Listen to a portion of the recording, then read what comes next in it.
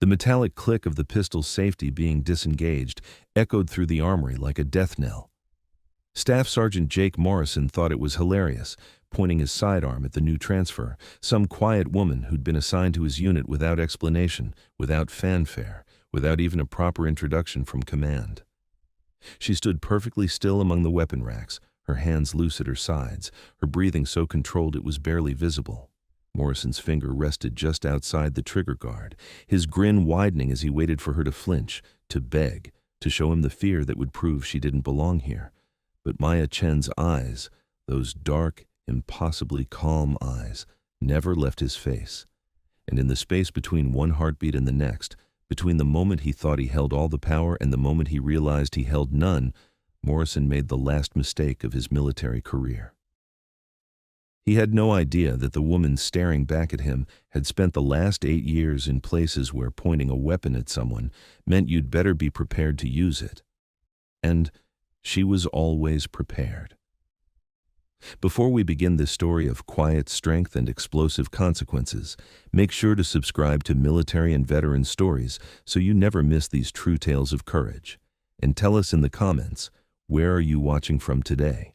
The morning sun cast long shadows across Marine Corps Base Quantico as a silver Honda Civic pulled into the visitor parking area outside the military police station.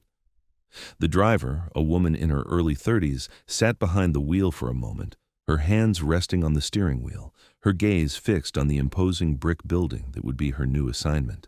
Maya Chen looked unremarkable in every way that mattered to the casual observer.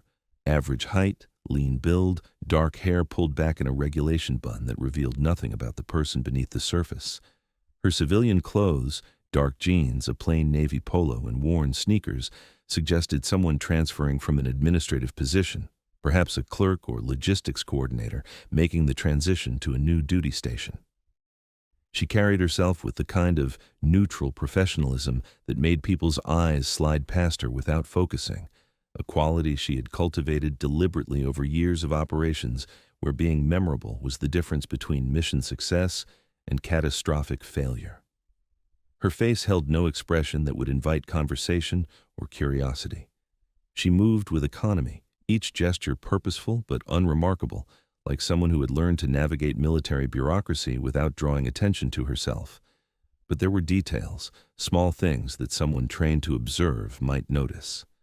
The way she checked her mirrors before stepping out of the car, a full 360-degree scan that took in every angle of approach. The slight hesitation as her eyes lingered on the building's windows, automatically cataloging sightlines and potential positions of overwatch. The unconscious way her right hand brushed against her hip, where muscle memory expected to find a weapon that wasn't there. Maya locked the car and walked toward the main entrance, her pace steady and unhurried. The Marine standing guard at the entrance barely glanced at her credentials when she presented them, his attention already shifting to the next vehicle pulling up behind her. Just another transfer, another face in the endless rotation of personnel that flowed through military installations like water through a sieve. The lobby of the MP station buzzed with the controlled chaos of a law enforcement facility. Radios crackled with traffic updates, phones rang with incident reports, and the constant flow of Marines in various uniforms created a backdrop of purposeful motion. Maya approached the duty desk, where a young corporal looked up from his computer screen with the practiced patience of someone who processed dozens of check-ins every day. "Maya Chen," she said, sliding her orders across the desk, "reporting for duty." The corporal scanned the paperwork, his eyes moving quickly over the standard military bureaucracy. Name, rank, previous duty station. All the boxes were filled in with the kind of generic information that said nothing about the person presenting it. He glanced up at her once, taking in her civilian clothes and unremarkable demeanor, then returned to the forms. "Welcome to Quantico, Sergeant Chen," he said, his tone friendly but distracted. "Looks like you're assigned to the Criminal Investigation Division. Staff Sergeant Morrison will be your section leader." He reached for the phone, dialing an extension. "I'll let him know you're here." Maya nodded and stepped back from the desk, her hands clasped behind her back in a stance that looked like military bearing but felt more like preparation. She scanned the lobby while she waited, noting the layout, the exits, the positions of the security cameras mounted in the corners. old habits, automatic responses that operated below the level of conscious thought. "Morrison will be down in a few minutes," the corporal called out. "He's finishing up some paperwork. You can have a seat if you want." Instead of sitting, Maya moved to the window that overlooked the main courtyard, where groups of Marines conducted morning physical training. She watched them move through their exercises, noting the rhythm of command and response, the collective effort to meet standards that were clearly defined and universally applied. There was something clean about it, something straightforward that she found appealing after years of operating in environments where the rules changed based on classified priorities and operational necessities. She thought about the orders in her pocket, the ones that had pulled her from her previous assignment without explanation, and deposited her here, in a role that seemed almost mundane compared to what she had been doing. Criminal Investigation Division, military police work. It was legitimate military service, important work, but it felt like stepping back from the edge of something into the safety of institutional structure. Maybe that was the point. The elevator chimed behind her, and she turned to see a man in his late 20s stepping into the lobby. Staff Sergeant Jake Morrison was the kind of Marine who filled out his uniform well, broad-shouldered and confident, with the bearing of someone who had found his place in the military hierarchy and wore it comfortably. His smile was easy and professional as he approached, his hand extended in greeting. "Sergeant Chen, welcome to CID." His handshake was firm, his voice carrying the authority of someone used to being in charge. "Hope you're ready to get your hands dirty. We've got more cases than we know what to do with." Maya returned the handshake with the same measured pressure, her expression neutral. "Looking forward to it, Staff Sergeant." Morrison's eyes assessed her quickly, taking in the civilian clothes and unremarkable appearance. She could see him categorizing her, filing her away under whatever assumptions he made about transfers from administrative positions. It was a look she had seen countless times, polite professional interest mixed with the subtle dismissal that came from not being immediately impressed. "Let me show you around," he said, gesturing toward the elevator. "Get you oriented with how we do things here." They rode the elevator to the second floor in comfortable silence, Morrison occasionally pointing out offices and explaining the basic structure of the unit. Maya listened politely, asking the kind of questions that suggested someone eager to learn, but not someone who already knew how investigative work functioned at a level that would surprise him. "Most of our cases are pretty straightforward," Morrison explained as they walked down a hallway lined with offices. "Theft, assault, domestic situations that spill over onto base, financial crimes, the occasional drug case. Nothing too complex, but it keeps us busy." He led her to a small office with 2 desks, one clearly his, covered with case files and reports, the other empty and waiting. "This'll be your workspace. We'll start you off with some of the simpler cases, let you get a feel for how we operate here." Maya nodded, settling into the chair behind the empty desk and taking in the space that would be hers for however long this assignment lasted. It felt strange to have a desk, to be part of a structure where her presence was acknowledged and expected, where her work would be documented and reviewed and filed away in official records. "Any questions?" Morrison asked, leaning against the doorframe with the casual confidence of someone comfortable in his domain. "Just one," Maya said, her voice steady and professional. "Where's the armory?" Morrison's eyebrows raised slightly. "Eager to get your hands on some hardware?" He grinned. "I like that. Come on, I'll show you where we keep the good stuff."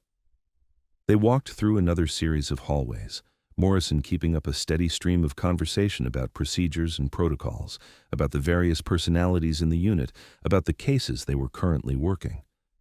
Maya listened with the part of her mind that had been trained to absorb briefings, while another part cataloged the layout of the building, the security measures, the blind spots where someone could move without being observed.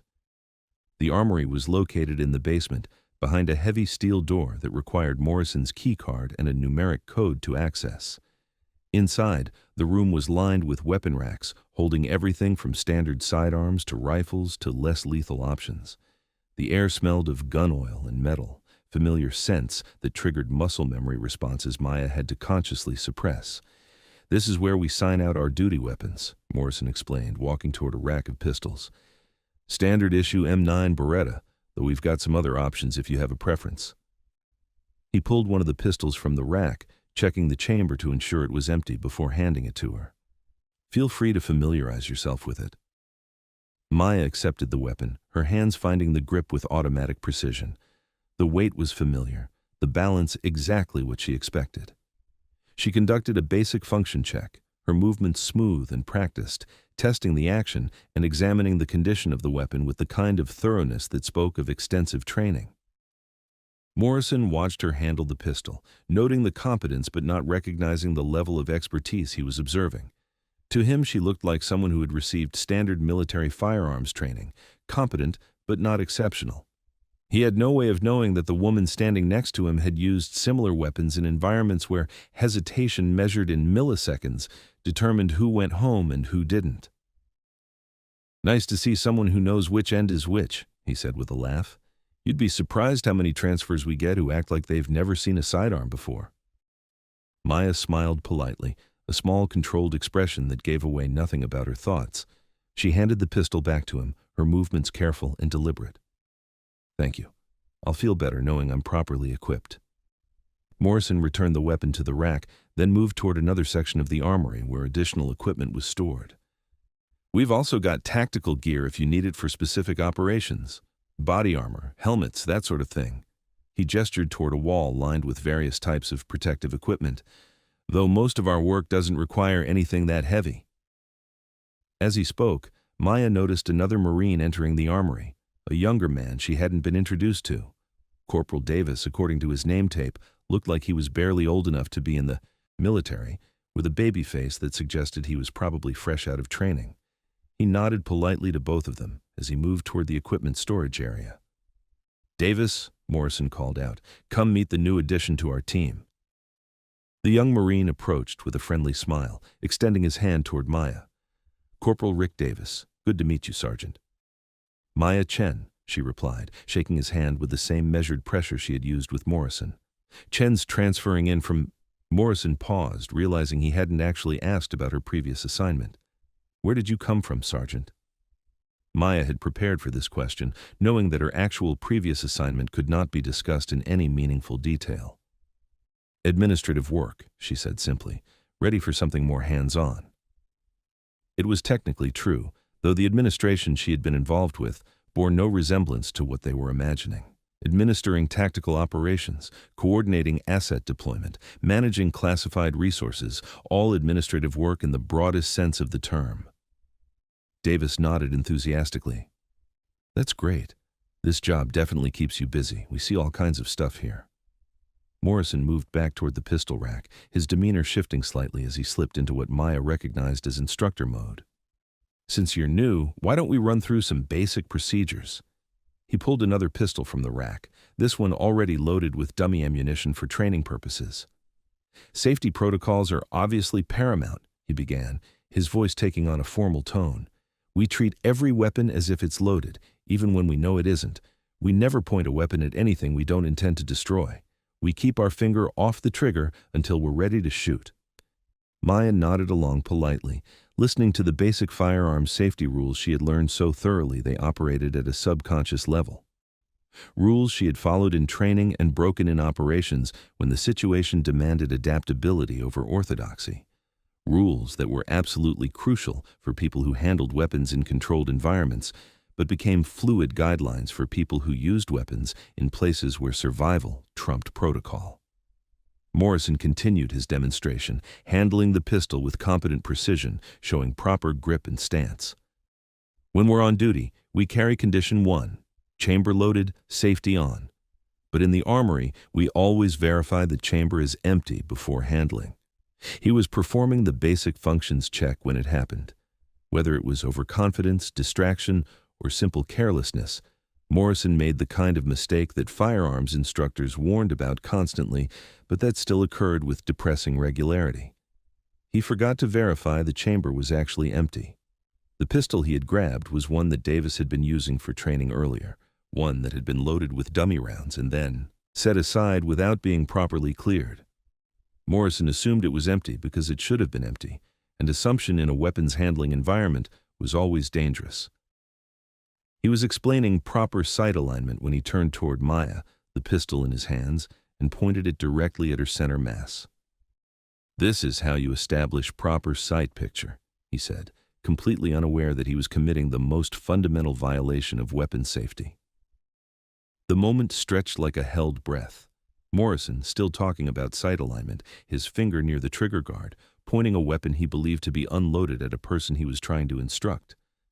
Davis standing off to the side, his eyes widening as he realized what was happening, and Maya standing perfectly still, her expression unchanged, her breathing steady and controlled. But inside, every alarm system that had been honed by years of combat operations was screaming.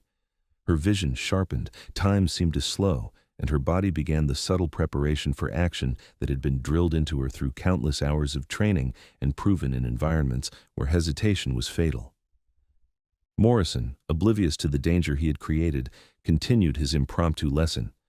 The key is to line up your front sight post with your target, and he was still talking when Maya moved. To be continued. Ready for part 2? This opening section establishes Maya as an underestimated transfer with hidden expertise, sets up Morrison as the overconfident antagonist, and ends on the cliffhanger moment where her training kicks in. The hook paragraph immediately establishes the life or death stakes, while the rest builds the tension methodically toward the explosive revelation moment. The world exploded into motion. Maya's response was so fast it seemed to violate the laws of physics. Her left hand swept up in a precise arc, intercepting Morrison's gun hand at the wrist and redirecting the muzzle away from her body with controlled violence. Her right hand simultaneously drove forward, striking the pressure point just below his elbow with surgical precision. The combination of pain and leverage caused his grip to loosen involuntarily. In the same fluid motion, she pivoted on her left foot, using Morrison's own momentum against him as she stripped the weapon from his grasp with a technique so clean and efficient it looked choreographed. The pistol changed hands in less than 2 seconds, and suddenly, Maya was the one holding the weapon, pointed safely downrange, while Morrison staggered backward, his arm numb and his mind struggling to process what had just happened. The entire sequence took 3 seconds, maybe 4. Morrison's face went through a series of expressions, confusion, shock, then something approaching fear as the reality of the situation penetrated his consciousness. The easy confidence that had defined him moments earlier evaporated like morning mist, replaced by the uncomfortable realization that he had just made a potentially fatal error in front of someone who clearly knew the difference between training and reality. Jesus Christ, Davis breathed from his position near the equipment racks, his voice barely above a whisper. What the hell just happened? Maya's breathing remained steady as she conducted a rapid function check on the weapon now in her hands. She dropped the magazine, racked the slide to eject the dummy round from the chamber, and visually inspected the bore before setting the pistol down on the nearest table. Her movements were precise, economical, executed with the kind of muscle memory that spoke of thousands of repetitions. Basic weapons safety, she said quietly, her voice calm and controlled. Never point a weapon at anything you don't intend to destroy, even with dummy rounds. Morrison's throat worked as he tried to find his voice. The numbness in his arm was beginning to fade, replaced by a throbbing ache that served as a physical reminder of how completely he had been outmaneuvered. Where did you learn to do that? Maya met his eyes directly, and for the first time since arriving, Morrison caught a glimpse of something behind her carefully neutral expression. Not anger, not satisfaction, just a kind of weary professionalism that suggested this was neither the first time someone had pointed a weapon at her nor the first time she had been required to neutralize such a threat. Administrative work, she repeated, using the same words she had used earlier to describe her background. But now they carried a different weight, a suggestion that administration in her world might involve considerably more risk than filing reports and managing schedules. Davis moved closer, his eyes wide with a mixture of admiration and confusion. That was incredible. I've never seen anyone move that fast. Morrison rubbed his arm where Maya had struck him, his professional pride warring with the undeniable evidence of his own incompetence. Why didn't you just tell me the weapon was loaded? Maya's expression didn't change, but there was something in her voice that suggested depths of experience Morrison was only beginning to recognize. In my experience, when someone points a weapon at you, talking is not always an option. The implications of that statement settled over the armory like a physical weight. Davis glanced between Maya and Morrison, his young face reflecting the dawning realization that he was in the presence of someone whose background was considerably more complex than her paperwork suggested. Morrison straightened slowly, his authority as section leader feeling suddenly fragile in the face of capabilities he didn't understand. "What exactly did you do before this assignment, Sergeant?" Maya picked up the dummy round that had ejected from the chamber, examining it briefly before setting it aside. "I solved problems," she said simply. "Different kinds of problems than what we deal with here, but the principles are often similar." It was an answer that provided no real information while suggesting everything. Davis felt a chill run down his spine as he processed the careful neutrality of her tone, the way she spoke about violence as if it were simply another tool in a professional toolkit. Morrison's face was flushed now, embarrassment and something approaching anger beginning to surface as the immediate shock wore off. "Look, I made a mistake. Everyone makes mistakes. You didn't need to." He gestured vaguely at his arm, searching for words to describe what had happened to him. "Neutralize a threat?" Maya's voice remained calm, but there was steel underneath the surface now. "Staff Sergeant, in the time it took you to realize what you had done wrong, I could have been shot. In some environments, that would be unacceptable." "This isn't a combat zone," Morrison snapped, his wounded pride beginning to manifest as defensiveness. "This is a training facility. Things happen differently here." Maya nodded slowly, acknowledging his point without agreeing with it. "You're right. Different rules, different standards, different consequences." She paused, meeting his eyes directly. "But weapons safety isn't contextual, Staff Sergeant. A negligent discharge kills people just as dead in a training facility as it does anywhere else." Davis found himself nodding along with her words, his respect for proper protocols reinforced by witnessing firsthand what could happen when those protocols were ignored. Morrison noticed the gesture, and his expression hardened further. "I've been handling weapons for 6 years, Sergeant," Morrison said, his voice taking on a sharp edge. "I don't need a lecture on safety from someone who just got here." Maya's response was delivered with the same calm professionalism, but now Morrison could hear the underlying authority that she had been keeping carefully controlled. "Staff Sergeant, I'm not lecturing you. I'm explaining why I responded the way I did to having a loaded weapon pointed at my center mass." The phrase, "loaded weapon," hung in the air between them. Morrison opened his mouth to protest that it was only dummy ammunition, then closed it again as he realized how that would sound. Dummy rounds or not, pointing any weapon at another person was a violation of every safety protocol he had been taught. Davis, sensing the tension building between his section leader and the new sergeant, tried to inject some levity into the situation. "Well, I'm definitely impressed. Where did you learn to disarm someone like that?" Maya turned toward him, and for a moment her expression softened slightly. "Various training programs," she said simply. "Most military occupational specialties include some form of combat training." It was true, as far as it went, though the training programs Maya had completed bore no resemblance to standard military instruction. Davis nodded enthusiastically, clearly satisfied with the explanation. But Morrison's eyes narrowed as he processed the careful vagueness of her response. "What was your MOS?" Morrison asked, using the military acronym for occupational specialty. "Before this transfer?" Maya hesitated for just a fraction of a second, a pause so brief that Davis didn't notice it, but that Morrison caught.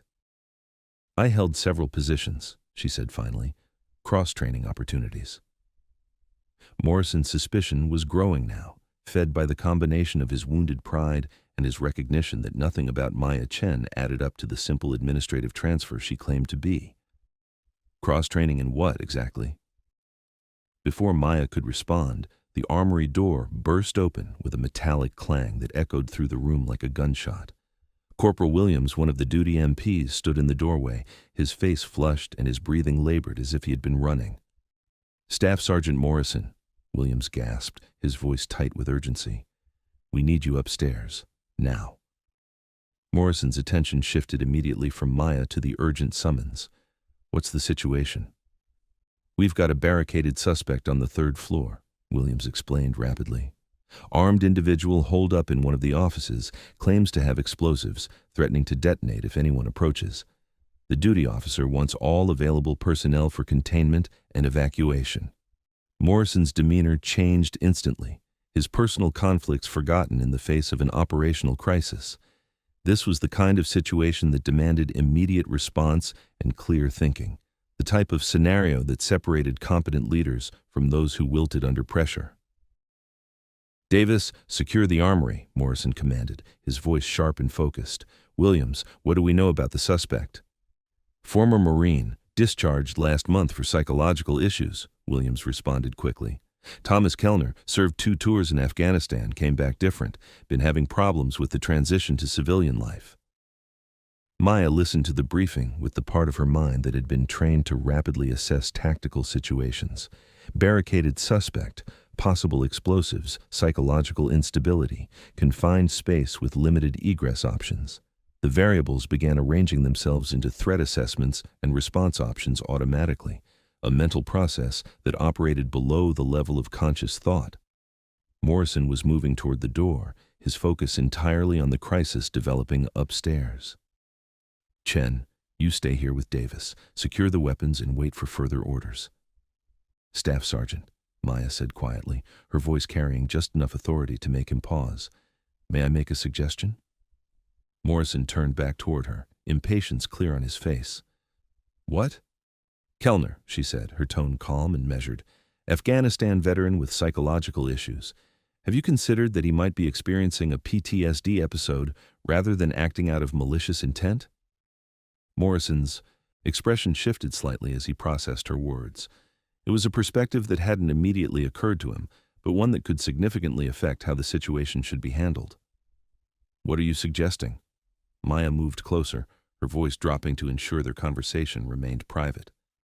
"Someone who served in Afghanistan, who's been having transition problems, who's now barricaded with alleged explosives, that sounds like someone who's lost and scared rather than someone who wants to hurt people." Morrison found himself listening despite his earlier irritation with her. There was something about the way she spoke, a quality of authority that suggested experience with similar situations. "Go on."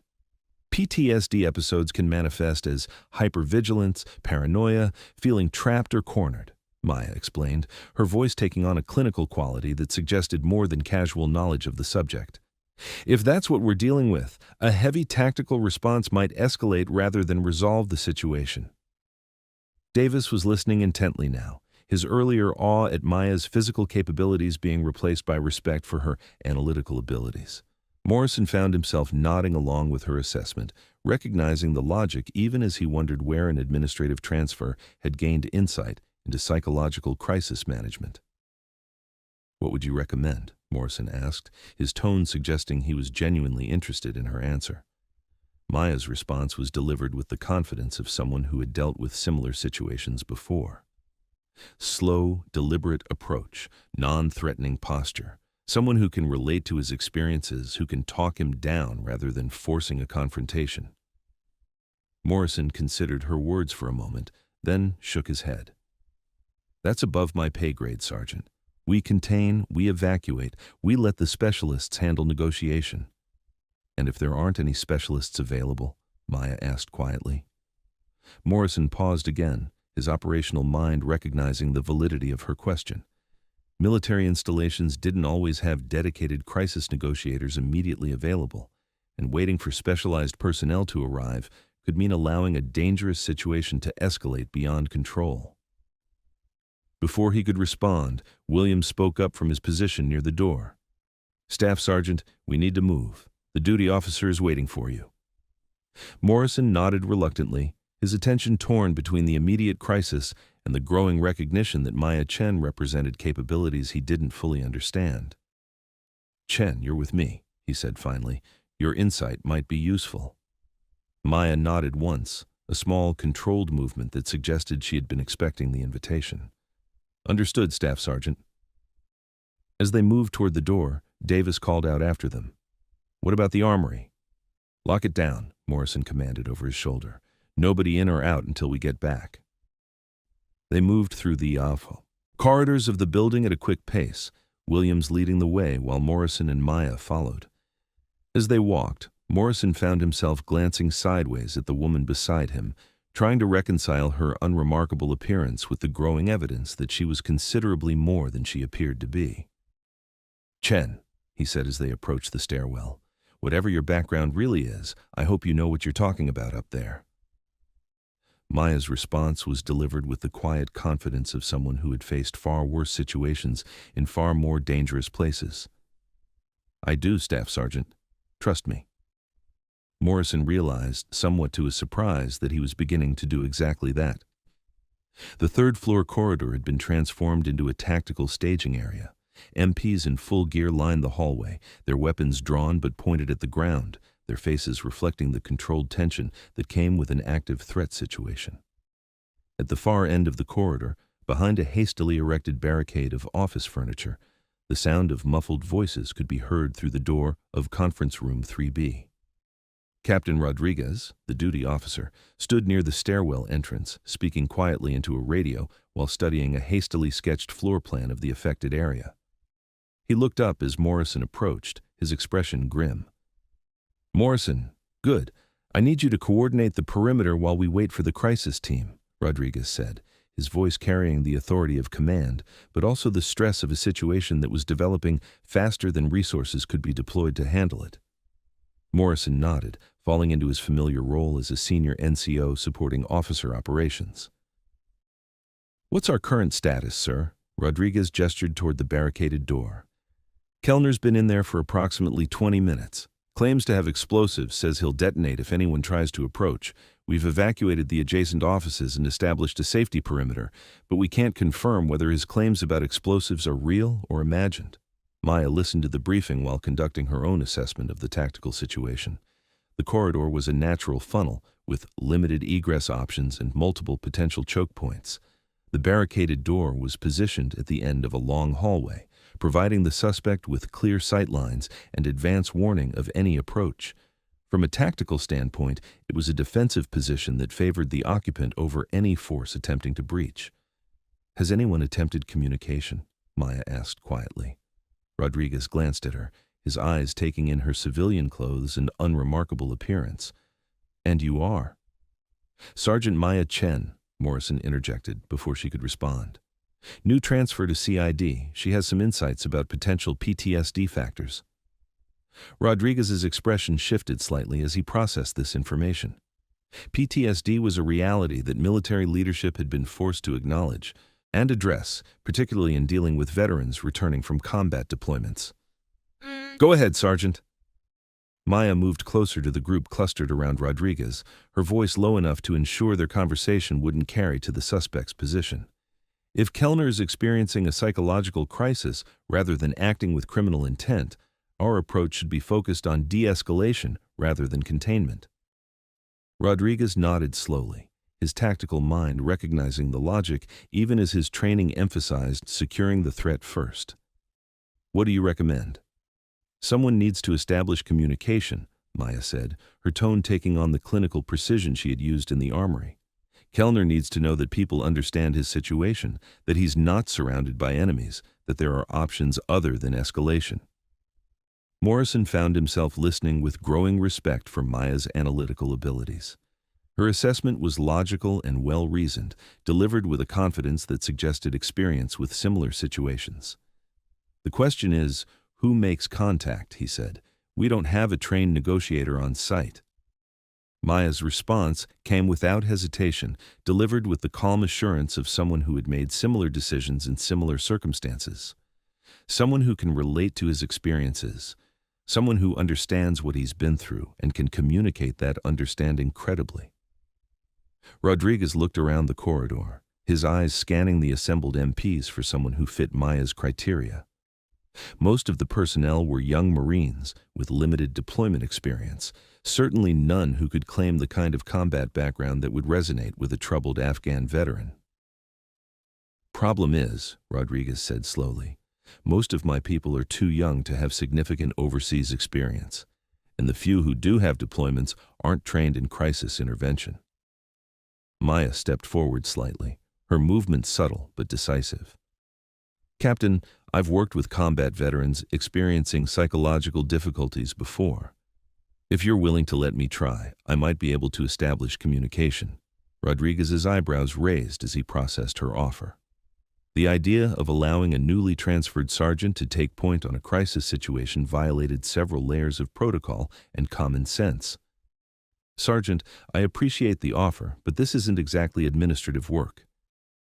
"Neither was Afghanistan," Maya replied quietly, her words carrying implications that made Rodriguez look at her more closely. Morrison felt something cold settle in his stomach as the pieces began to fall into place. Maya's instantaneous response to having a weapon pointed at her, her knowledge of combat trauma, her clinical assessment of tactical situations, her willingness to volunteer for a role that required capabilities most people didn't possess. "Chen," Morrison said slowly, his voice carrying a new note of uncertainty. "What exactly did you do in Afghanistan?" Maya met his eyes directly, and for the first time since arriving at Quantico, she allowed a fraction of her actual background to show through the carefully maintained facade. "I brought people home, Staff Sergeant. Sometimes people who didn't want to come home." The statement hung in the air between them, loaded with implications that everyone present understood, but no one wanted to articulate. Rodriguez's expression shifted as he processed what she had just revealed, recognizing that her offer to communicate with Kellner was based on capabilities that went far beyond standard military training. "Sergeant," Rodriguez said carefully, "are you telling me you have experience with extraction and recovery operations?" Maya's answer was delivered with the measured precision of someone who had learned to discuss classified activities without actually discussing them. "I've worked with individuals experiencing severe psychological trauma in high-stress environments, sir. Often individuals who had become disconnected from normal support structures and needed specialized intervention." Morrison's mind was racing now, connecting dots that painted a picture he was only beginning to understand. Maya's seemingly effortless competence with weapons, her immediate recognition of tactical considerations, her clinical understanding of combat trauma, her willingness to volunteer for dangerous assignments. "Jesus," he whispered, the word escaping before he could stop it. "You're not CID, are you?" Maya's expression didn't change, but something in her eyes suggested that the conversation had reached a threshold she'd been hoping to avoid. "I'm assigned to CID as of this morning, Staff Sergeant. That's what matters right now." Rodriguez was studying her with the intense focus of a commander trying to assess an unexpected asset. "Sergeant, if you have relevant experience, I need to know the extent of it before I can consider your involvement in this situation." Maya was quiet for a moment, clearly weighing her response carefully. When she spoke, her words were chosen with the precision of someone who had learned to navigate the spaces between classified and necessary. "I've spent the last 8 years working with high-risk individuals in complex environments, sir. Often individuals whose psychological state made them dangerous to themselves and others." It was an answer that provided information without revealing anything that couldn't be discussed in an unclassified setting. Rodriguez nodded slowly, his tactical mind recognizing the implications of her careful phrasing. Morrison stepped closer to Maya, his voice dropping to ensure their conversation remained private. 8 years, he repeated. "What kind of high-risk individuals?" Maya's response was delivered with the same careful neutrality, but now Morrison could hear the weight of experience behind her words. People who had been through things that changed them, Staff Sergeant. People who needed to be reached by someone who understood what they had experienced. The pieces were falling into place with uncomfortable clarity. Morrison realized he was looking at someone whose background was far more complex than any administrative transfer, someone whose presence at Quantico represented either a significant change in assignment or a deliberate placement for reasons he wasn't cleared to understand. Rodriguez made his decision with the swift certainty of a commander operating in crisis mode. "Sergeant Chen, I'm going to give you an opportunity to attempt communication with Kellner, but I want to be clear. This is not a negotiation assignment. This is an assessment opportunity. You establish contact, you assess his psychological state, you report back. Understood?" Maya nodded once, the movement sharp and professional. "Understood, sir." Morrison grabbed her arm as she prepared to move toward the barricaded position. "Chen, if this goes wrong..." She turned to meet his eyes, and in that moment, Morrison saw something that made his earlier assessment of her seem almost naive. There was a depth of experience in her gaze, a kind of settled calm that came from having faced situations where failure meant death and success was measured in lives saved rather than missions accomplished. "It won't go wrong, Staff Sergeant," she said quietly. "This is what I do." As Maya moved toward the suspect's position, Morrison realized that his understanding of who she was and why she was at Quantico had been completely wrong from the beginning. She wasn't an administrative transfer looking for more excitement. She was something else entirely, someone whose capabilities were becoming apparent only because the situation demanded them. Rodriguez spoke quietly into his radio, updating higher command on the developing situation. Around them, the assembled MPs watched as the unremarkable woman in civilian clothes prepared to attempt something that none of them had been trained to handle, and Morrison found himself hoping that whatever Maya Chen really was, it would be enough to bring everyone home safely. To be continued. Maya moved down the corridor with a deliberate pace that suggested confidence without aggression. Her footsteps were measured and audible, telegraphing her approach to avoid startling an already unstable individual. She stopped approximately 10 feet from the barricaded door, close enough to establish communication, but far enough to avoid triggering defensive responses. "Thomas," she called out, her voice carrying clearly down the hallway. "My name is Maya. I'm here to talk." The response came immediately, sharp and hostile. "Stay back. I told them I have explosives. I'll use them if anyone comes closer." Maya's voice remained calm and steady. "I'm not coming closer, Thomas. I'm staying right here. I just want to talk to you about what's happening." Behind her, Rodriguez and Morrison watched from the staging area, their radios crackling with updates from the perimeter teams. The corridor felt charged with tension, every MP understanding that they were witnessing something that could go catastrophically wrong in seconds. "I don't want to talk," Kellner's voice echoed from behind the barricade. "I want everyone to leave me alone. I want to go back to before everything went to hell." Maya's expression shifted slightly as she processed the pain in his voice. This wasn't rage or criminal intent. This was desperation, the sound of someone who had reached the end of his ability to cope with circumstances beyond his control.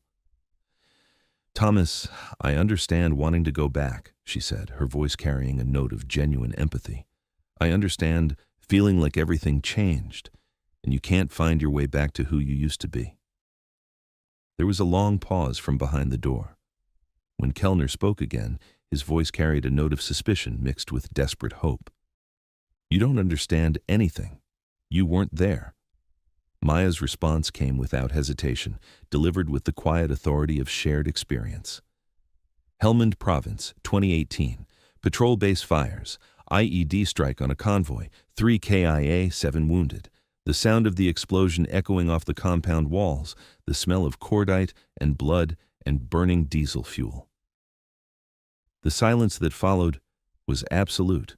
Morrison felt his breath catch in his throat as he realized what Maya had just revealed, not just that she had been in Afghanistan, but that she had been in specific places at specific times, that she carried the kind of detailed memories that came from direct experience rather than briefings or reports. Rodriguez leaned forward, his expression shifting from tactical focus to something approaching awe as the implications of Maya's knowledge became clear. She wasn't just talking about combat trauma in theoretical terms. She was speaking from personal experience, reaching across the barrier of Kellner's isolation with the credibility that only came from having been there herself. "You were there," Kellner's voice came from behind the door, quieter now, the hostility replaced by something that sounded like recognition. "I was there," Maya confirmed, "and I know what it's like to come home and have people look at you like you should be grateful, like you should be able to just pick up where you left off, like nothing happened." Morrison exchanged glances with Rodriguez, both of them beginning to understand that they were witnessing something far more complex than a simple crisis intervention. Maya wasn't just using negotiation techniques, she was establishing a connection based on shared trauma, reaching Kellner with authenticity that no amount of training could replicate. "They don't understand," Kellner said, his voice carrying years of accumulated frustration. "They think because I'm home, because I'm safe, everything should be fine. But it's not fine. It's never going to be fine." Maya's response was delivered with the patience of someone who had time to let the conversation develop naturally. No, they don't understand. And they can't understand because they weren't there. But Thomas, being broken doesn't mean being finished. Being damaged doesn't mean being worthless. The words carried weight that came from personal experience, from someone who had faced her own darkness and found ways to keep functioning despite it. Morrison found himself listening with growing respect, recognizing that Maya was drawing from reserves of experience and wisdom that went far beyond her apparent age and rank. "How do you keep going?" Kellner asked, his voice barely above a whisper. "How do you get up every day knowing that everything good got left over there?" Maya was quiet for a moment, choosing her words with the care of someone who understood that the wrong response could shatter the fragile connection they had established. "You find new purposes, Thomas, different ones. You learn to measure success differently. You accept that the person who went over there isn't the same person who came back, and that's not a failure. That's survival." Behind her, Rodriguez spoke quietly into his radio, updating higher command on the changing nature of the situation. The conversation between Maya and Kellner was beginning to shift from crisis management toward something that looked more like therapy, a development that required different protocols and different expectations.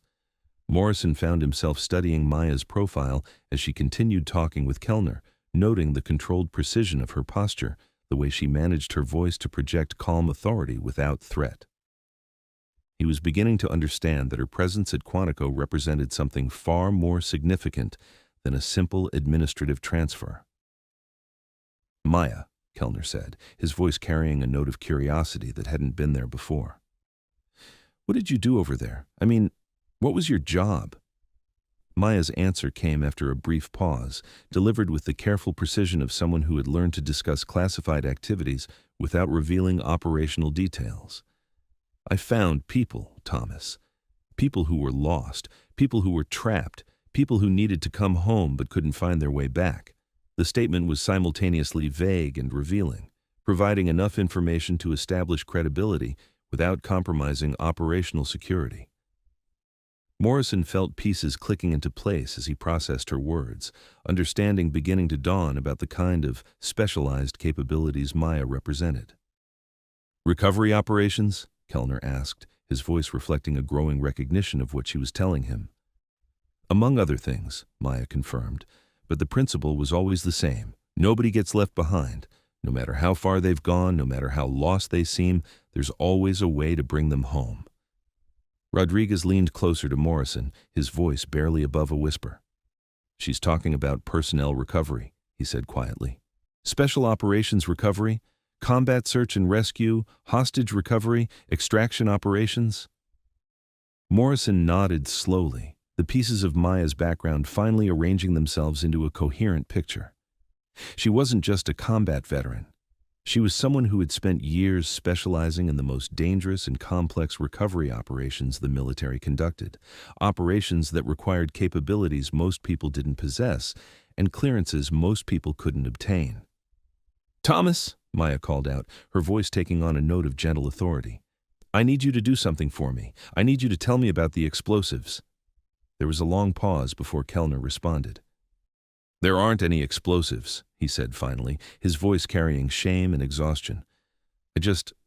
I needed them to stay away. I needed time to think." Maya nodded, unsurprised by the revelation. "That's good, Thomas. That's exactly what I needed to hear. Now I need you to do one more thing for me." "What?" "I need you to open the door." Another pause, longer this time. When Kellner spoke, his voice reflected the internal struggle between desperation and hope. "What happens if I open the door?" Maya's response was delivered with the absolute certainty of someone who had made similar promises in similar circumstances and had kept them every time.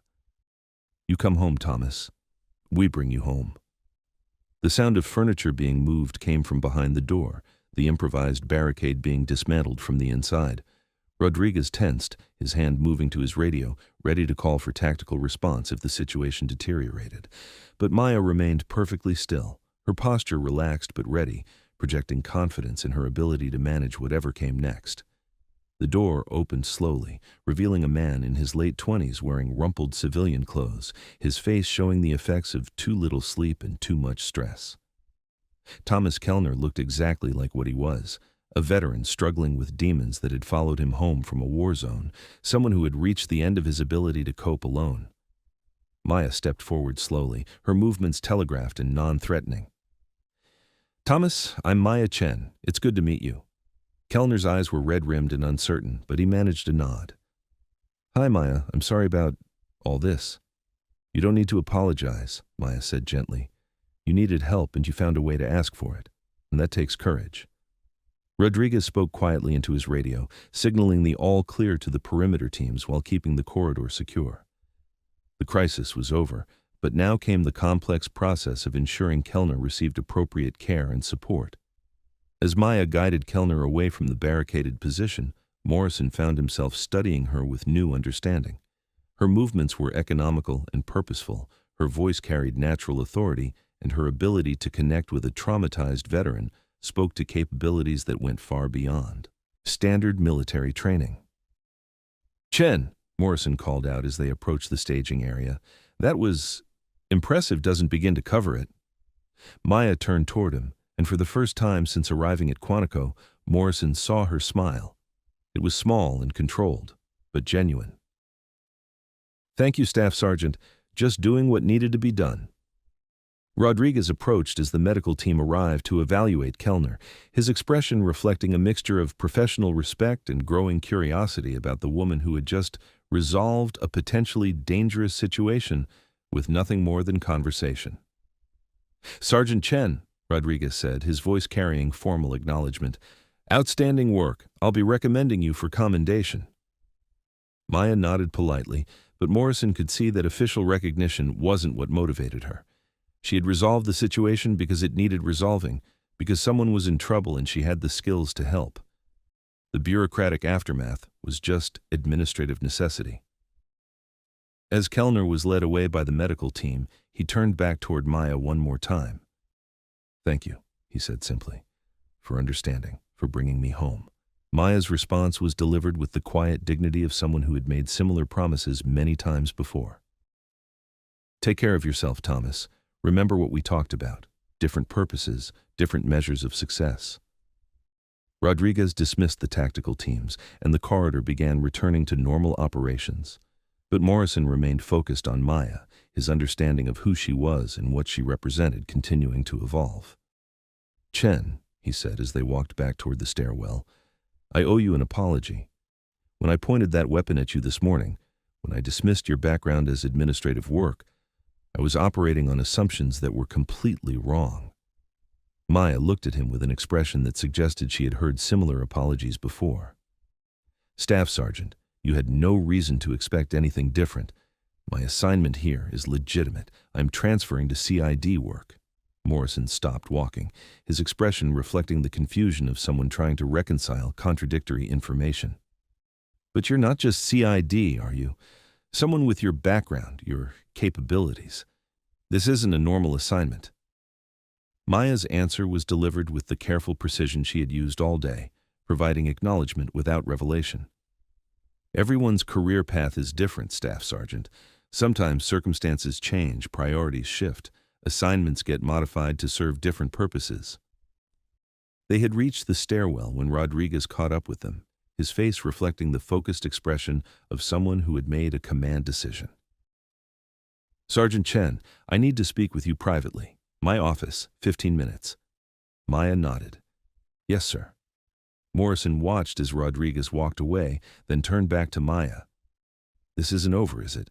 This conversation, this assignment, whatever brought you here?"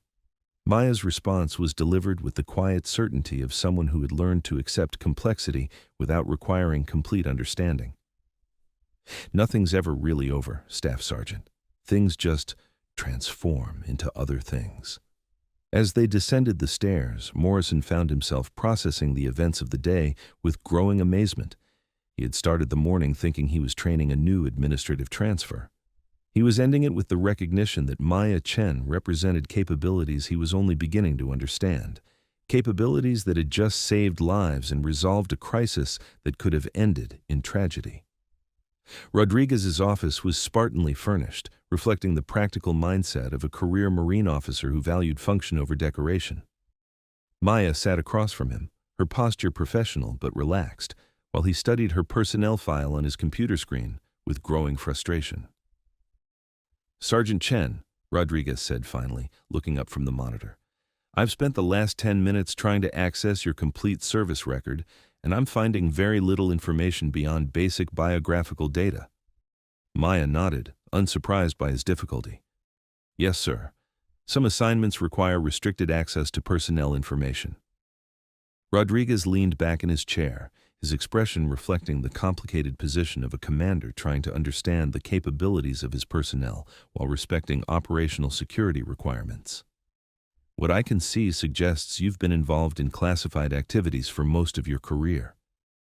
"That's correct, sir." Rodriguez was quiet for a moment, clearly weighing his next words carefully. "Sergeant, what you accomplished today with Kellner was exceptional. The way you handled the situation, your understanding of combat trauma, your ability to establish connection with someone in crisis, that level of competence doesn't develop overnight." Maya's response was measured and professional. "Thank you, sir. I've had opportunities to work with personnel experiencing psychological difficulties in operational environments." "Operational environments," Rodriguez repeated, his tone suggesting he understood the implications of her careful phrasing. "Sergeant, I need to ask you directly. Are you here as part of some kind of assessment or evaluation of my unit?" Maya met his eyes directly, her expression reflecting honesty without compromising necessary boundaries. "No, sir.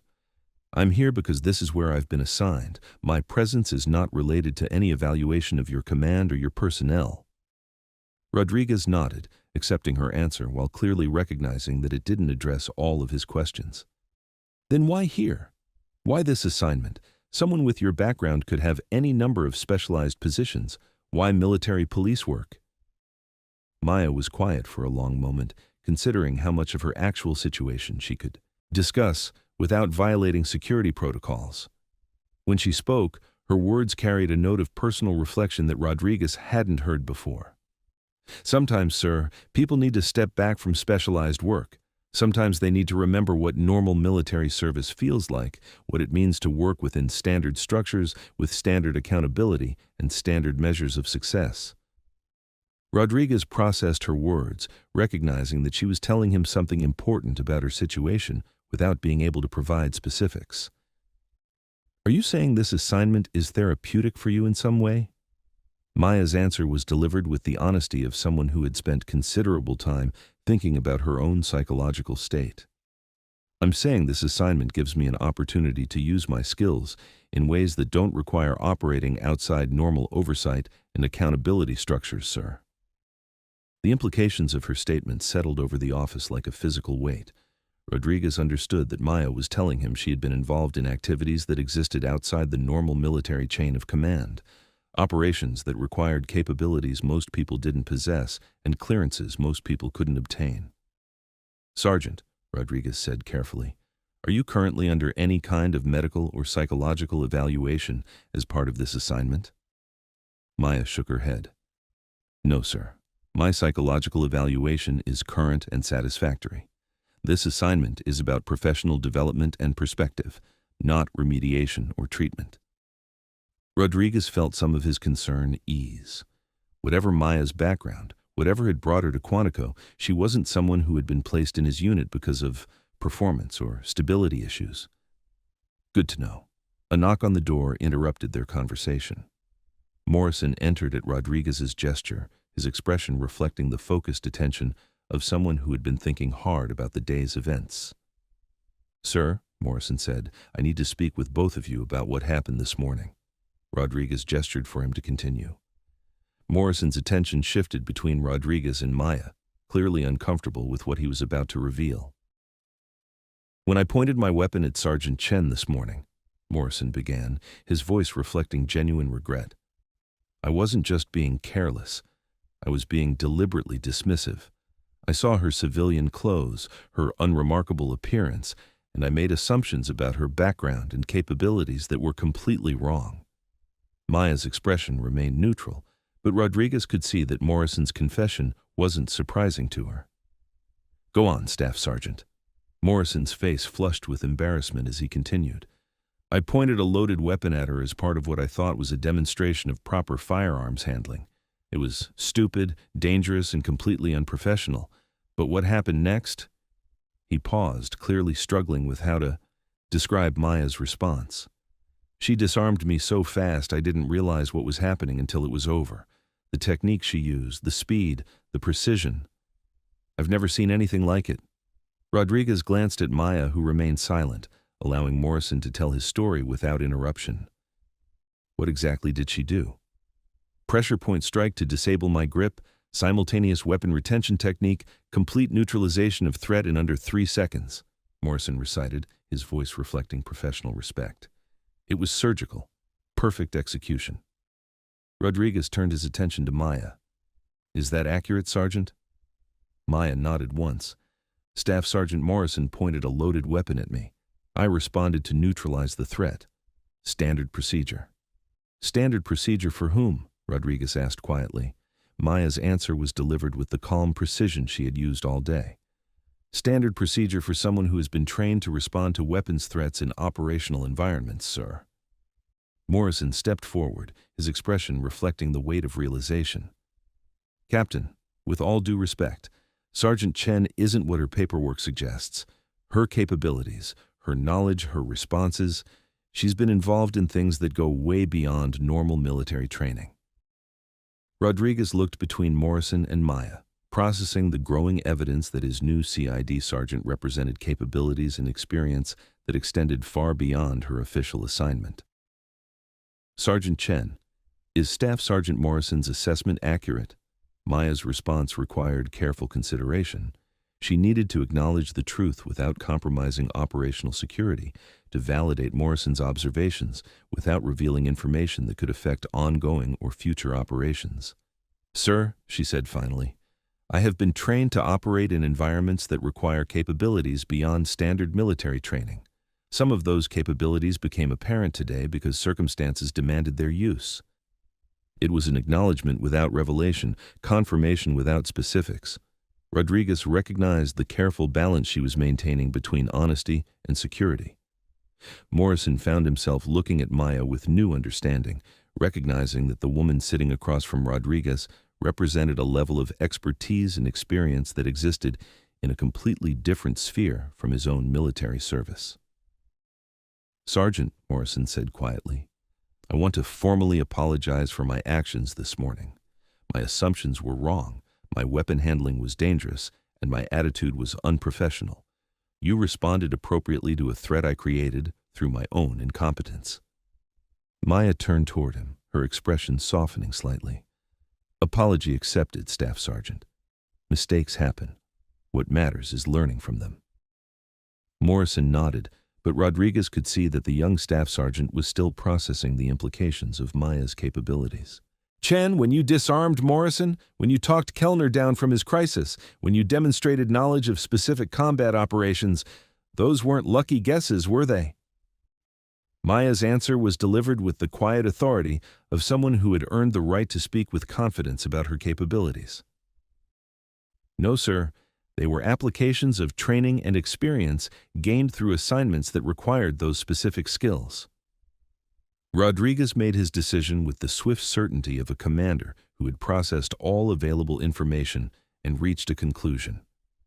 "Sergeant Chen, I don't know what brought you to my unit, and I recognize that I'm probably not cleared to know, but I want you to understand that you have my complete confidence and support." Maya looked surprised for the first time since arriving at Quantico. "Sir?" "What you did today saved lives," Rodriguez continued.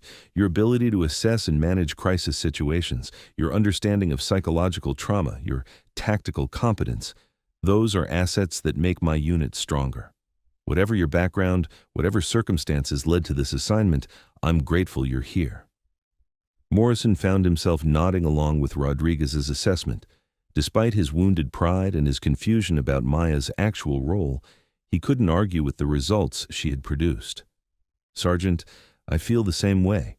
I may not understand who you are or where you came from, but I've seen what you can do, and I respect it. Maya was quiet for a moment, clearly processing the unexpected support from people who had every reason to resent her presence or question her authority. When she spoke, her voice carried a note of genuine appreciation. Thank you both. I know my assignment here creates complications and raises questions that can't be fully answered. I appreciate your willingness to focus on mission accomplishment rather than demanding explanations I can't provide. Rodriguez stood up, signaling the end of their formal discussion. Sergeant Chen, you're dismissed. Take the rest of the day to get settled and oriented. Tomorrow we'll discuss your ongoing role with the unit. Maya stood and moved toward the door, then paused and turned back toward Morrison. Staff Sergeant, about this morning. You were trying to train someone you thought needed instruction. Your methods were wrong, but your intent was professional. Don't let one mistake undermine your confidence in your abilities. Morrison felt something ease in his chest as he processed her words. She was offering him professional redemption, recognition that his error had been one of judgment rather than character. Thank you, Chen. That means something. Maya nodded once, then walked out of the office, leaving Morrison and Rodriguez to process the implications of what they had learned. If you're hooked on this story, make sure to subscribe and turn on notifications so you never miss an upload. Your support means everything and helps me bring you more inspiring military stories like this one. Rodriguez sat back down behind his desk, his mind working through the complexities of having Maya Chen assigned to his unit. Morrison, what's your honest assessment of today's events? Morrison was quiet for a moment, considering his response. Sir, I think we've been assigned someone whose capabilities go way beyond anything we're used to dealing with. I think she's been involved in things we're not cleared to know about, and I think she's here for reasons that have to do with her own career development rather than our operational needs. Rodriguez nodded slowly. And how do you feel about that? Morrison's answer came without hesitation. Sir, after seeing what she can do, after watching her save Kellner's life and probably several others, I'm glad she's on our side. Rodriguez smiled for the first time since the morning's crisis began. Good answer, Staff Sergeant. Good answer. 3 weeks after Maya Chen's arrival at Quantico, the Criminal Investigation Division had settled into a new rhythm. The initial uncertainty and speculation about her background had given way to professional acceptance based on demonstrated competence and consistent performance. She worked cases with thorough precision, provided insights that improved investigations, and maintained the same controlled professionalism that had marked her first day. Morrison sat at his desk reviewing case files when Maya approached with a folder in her hand. The dynamic between them had evolved into something approaching mutual respect, built on his recognition of her capabilities and her patient tolerance of his initial mistakes. Morrison, she said, using his name rather than his rank in the informal way that had developed between them. I wanted to update you on the Kellner follow-up. Morrison looked up from his paperwork. In the weeks since the crisis incident, he had maintained contact with Thomas Kellner, ensuring the young veteran was receiving appropriate support and treatment. It had become something of a personal mission for Morrison, driven partly by guilt over his own initial mishandling of the situation. How's he doing? Maya's expression reflected cautious optimism. Better. He's been attending counseling sessions regularly. He's connected with a local veteran support group, and he started a part-time job that seems to be helping with his transition. Morrison nodded, genuinely pleased by the positive development. Kellner's crisis had served as a wake-up call about the complexity of veteran reintegration issues, something Morrison had understood intellectually but hadn't fully appreciated until seeing it firsthand. That's good news, Morrison said. I should probably check in with him again soon. Maya sat down across from him, her expression taking on a more serious tone. Morrison, there's something I want to discuss with you about that day. Morrison felt a familiar tension. Return, wondering if Maya was about to reveal something else about her background or raise questions about his handling of the initial weapon situation. What about it? Your response, Maya said simply. After the immediate crisis was over, you took personal responsibility for following up with Kellner. You made sure he got connected with support resources. You've maintained contact to ensure his continued progress. Morrison frowned, uncertain about where the conversation was heading. He was in trouble. He needed help. That's what we're supposed to do, right? Maya's response came with the quiet conviction of someone who had seen many different approaches to similar situations. Not everyone does that, Morrison. Not everyone takes personal responsibility for ensuring follow-through. What you did matters. Morrison felt something shift in his understanding of their professional relationship. Maya wasn't just acknowledging his actions, she was validating his approach to leadership and responsibility in ways that suggested her respect for his character rather than just his competence. "Thanks," he said simply. "That means something, coming from you." Maya nodded, then stood to return to her own work. As she walked away, Morrison found himself reflecting on how much his perspective had changed since her arrival. The initial resentment and confusion had been replaced by recognition that having someone with Maya's capabilities on the team made everyone better at their jobs. Captain Rodriguez appeared in the doorway of their shared office, his expression reflecting the focused attention of someone delivering important information. "Chen, Morrison, I need to see both of you in my office." They followed Rodriguez down the hallway, Maya's expression neutral, while Morrison tried to read the captain's mood for clues about the purpose of the meeting. Rodriguez's tone had been professional, but not urgent, suggesting this was scheduled business rather than crisis response. Rodriguez closed his office door behind them and gestured for them to sit down. "I've received notification about personnel changes that will affect our unit structure." Morrison felt his stomach tighten, wondering if Maya's assignment to CID had been temporary and was now ending. Over the past 3 weeks, he had come to rely on her analytical abilities and tactical expertise in ways that would be difficult to replace. "Sergeant Chen," Rodriguez continued, "I've been informed that your assignment here is being extended indefinitely. Rather than a temporary placement, you're being permanently assigned to this unit." Maya's expression didn't change, but Morrison caught a slight relaxation in her posture that suggested relief or satisfaction. "Thank you, sir. I appreciate the opportunity to continue working here." Rodriguez turned his attention to Morrison. "Staff Sergeant Morrison, I'm also pleased to inform you that you're being recommended for advancement to gunnery sergeant. Your leadership during recent crisis situations and your development of effective working relationships with specialized personnel has been noted by higher command." Morrison felt a surge of professional pride mixed with genuine surprise. The promotion represented recognition of his growth as a leader and his ability to adapt to changing circumstances. "Thank you, sir. I won't let you down." "I know you won't," Rodriguez said. "Both of you have developed an effective partnership that strengthens our investigative capabilities. Chen, your specialized background brings capabilities we didn't have before. Morrison, your leadership and follow-through ensures those capabilities are integrated effectively with our standard operations."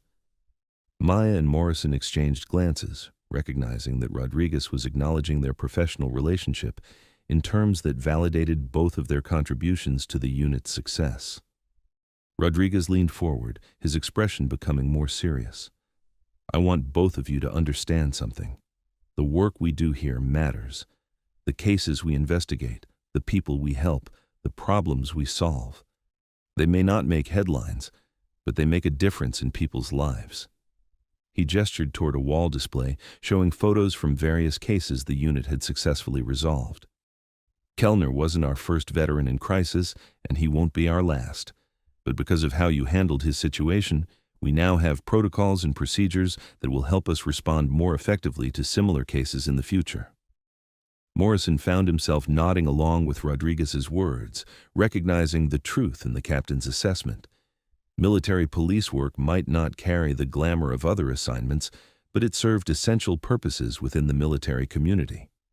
Maya spoke quietly, her voice carrying a note of personal reflection. "Sir, this assignment has given me an opportunity to use my skills in ways that produce clear, measurable, positive outcomes. That's been important to me." Rodriguez studied her expression, recognizing that she was sharing something significant about her motivation and satisfaction with the work. "I'm glad to hear that, Sergeant. Sometimes the most important work is the kind that helps individual people rather than achieving strategic objectives. Morrison understood the implications of the exchange between Rodriguez and Maya. She was finding meaning in work that operated within clear legal and ethical boundaries, that helped people without requiring the kind of moral complexity that characterized other types of operations. "Sir," Morrison said, "I want you to know that working with Sergeant Chen has made me a better investigator and a better leader. Her perspective and experience have taught me things I wouldn't have learned otherwise." Maya turned toward him with an expression that reflected genuine appreciation. "Morrison, working with you has reminded me why I chose military service in the first place. You care about doing things right, about helping people, about taking responsibility for outcomes. Those are values worth remembering." Rodriguez smiled at the exchange, recognizing that his two investigators had developed the kind of mutual respect and effective partnership that made units stronger. "Good. That's exactly what I want to hear." As they prepared to leave Rodriguez's office, Maya paused and turned back toward him. "Sir, thank you for giving me the opportunity to prove myself here. I know my arrival raised questions and created complications. I appreciate your focus on results rather than speculation." Rodriguez's response was delivered with the certainty of a commander who had made good decisions based on observed performance rather than bureaucratic assumptions. "Sergeant Chen, you've earned your place here through competence and professionalism. That's all that matters." Outside Rodriguez's office, Morrison and Maya walked back toward their shared workspace in comfortable silence. The formal acknowledgement of their partnership and their continued assignment to the unit felt like resolution of the uncertainty that had marked Maya's initial arrival. "Chen," Morrison said as they reached their office, "I know you can't tell me much about your background, and I'm not asking you to, but I want you to know that I'm glad you ended up here." Maya's response carried warmth that Morrison hadn't heard from her before. "Thank you, Morrison. I'm glad I ended up here too." As they returned to their respective desks and their ongoing caseloads, Morrison found himself reflecting on the lessons he had learned over the past 3 weeks, about the danger of assumptions, about the importance of competence over credentials, about the value of focusing on mission accomplishment rather than demanding explanations for things that couldn't be explained. Maya settled into her chair and opened the next case file requiring investigation, a straightforward fraud case involving misuse of government credit cards. It was exactly the kind of clear-cut issue with defined procedures and measurable outcomes that she had come to appreciate about her work at Quantico. Outside their office window, Marine recruits conducted afternoon physical training on the parade ground, their movements synchronized and purposeful. Maya watched them briefly, remembering her own early military training, the sense of belonging to something larger than herself, the clarity of purpose that came from understanding your role within a larger mission. She had spent years operating in environments where purpose was classified and success was measured in threats that never materialized, in operations that were never acknowledged, in outcomes that could never be discussed. Now she was part of work that served clear goals within understood structures, that helped individual people in ways that could be documented and celebrated. Morrison looked up from his paperwork to find Maya staring out the window, with an expression he couldn't quite read. "Everything okay?" Maya turned back toward him with a small smile. "Everything's good, Morrison. Everything's exactly where it should be." Later that evening, Maya sat alone in her quarters, writing in a journal she had started keeping since arriving at Quantico. The entries documented her daily activities, her thoughts about cases and colleagues, her reflections on the differences between her current assignment and her previous work. She wrote about Morrison's growth as a leader, about Rodriguez's effectiveness as a commander, about the satisfaction she found in work that operated within clear ethical boundaries. She wrote about Thomas Kellner's continued progress, about other cases they had resolved, about the sense of purpose she was rediscovering in military service. Most importantly, she wrote about the gradual recognition that she had not lost herself in the years of classified operations and moral complexity. That underneath all the training and conditioning and adaptation to environments that required things from her that she could never discuss, there was still someone who cared about doing the right thing for the right reasons. Someone who could find meaning in helping a troubled veteran, in training a young staff sergeant, in being part of a team that solved problems and protected people within the clear structure of law and military discipline. She closed the journal and prepared for sleep, feeling something she hadn't experienced in years, the satisfaction of a day's work that she could discuss openly, that served purposes she could articulate clearly, that helped people in ways that could be measured and celebrated. For the first time in longer than she could remember, Maya Chen felt like she was exactly where she belonged. If you enjoyed this story, please subscribe for more military and veteran stories. These true tales keep the courage alive for generations to come. And in the comments, tell us where are you watching from and who's the quiet leader you'll never forget.